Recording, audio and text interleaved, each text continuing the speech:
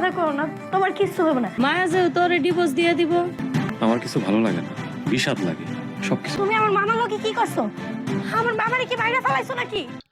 Hello দর্শকবৃন্দ, স্বাগতম আপনাদের প্রিয় চ্যানেলে। আজ আমরা কথা বলবো ঈগল টিমের জনপ্রিয় ধারাবাহিক নাটক বৎসরোধ এর 20তম পর্বের এক্সক্লুসিভ আপডেট নিয়ে।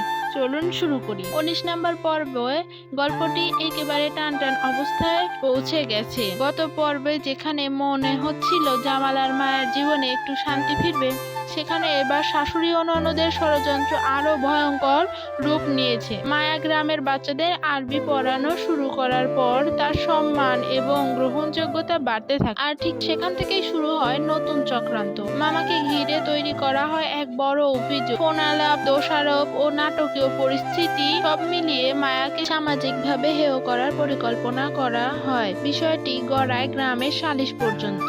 শাশুড়ির আত্মবিশ্বাসী আচরণ দেখে বোঝা যায় সবকিছু আগেই সাজানো। অন্যদিকে জামাল মানসিকভাবে ভেঙে পড়েছে। দুর্ঘটনার পর থেকেই সে দুর্বল, এখন পারিবারিক চাপেও হতাশ। তার কথায় স্পষ্ট সে গভীর দ্বন্দ্বে আছে। পর্বের শেষ দৃশ্যে ননদ বাইরে থেকে দরজা আটকে দেয়, যা ইঙ্গিত দেয় আগামী পর্বে মায়ের জন্য অপেক্ষা করছে আরো কঠিন পরিস্থিতি। এবার আসি 20 নম্বর পর্বের আপডেটে। আগামী পর্বে মায়ের বিরুদ্ধে আনা হবে আরো জোরালো অভিযোগ, ডিভোর্সের চাপ বাড়বে। কিন্তু বড় প্রশ্ন হলো, জামাল কি সত্য বুঝতে পারবে? সে কি মায়ের পাশে দাঁড়াবে নাকি পরিবারের চাপে ভুল সিদ্ধান্ত নেবে? গল্পের মোড় বদলে যেতে পারে এই বড় মুখোমুখি দৃশ্যের মাধ্যমে। যদি সত্য প্রকাশ পায় তাহলে ষড়যন্ত্র ভেঙে যাবে, আর যদি না হয় তাহলে মায়ের জীবনে নেমে আসতে পারে এক বড় ঝড়। কবে পাবেন পরবর্তী পর্ব? বৎসরোধ 20 নম্বর পর্ব প্রকাশিত হবে আগামী 3রা মার্চ দুপুর 3টা 30 মিনিটে শুধুমাত্র ঈগল টিমের অফিসিয়াল ইউটিউব চ্যানেলে। এরপর প্রতি সপ্তাহে একই সময়ে নতুন পর্ব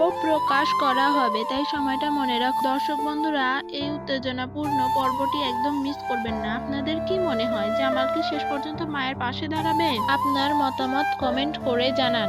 ভিডিওটি ভালো লাগলে লাইক দিন, আর এমন নিয়মিত আপডেট পেতে আমাদের চ্যানেলটি সাবস্ক্রাইব করে পাশে থাকুন। আবার দেখা হবে নতুন কোনো ভিডিওতে। ধন্যবাদ সবাইকে।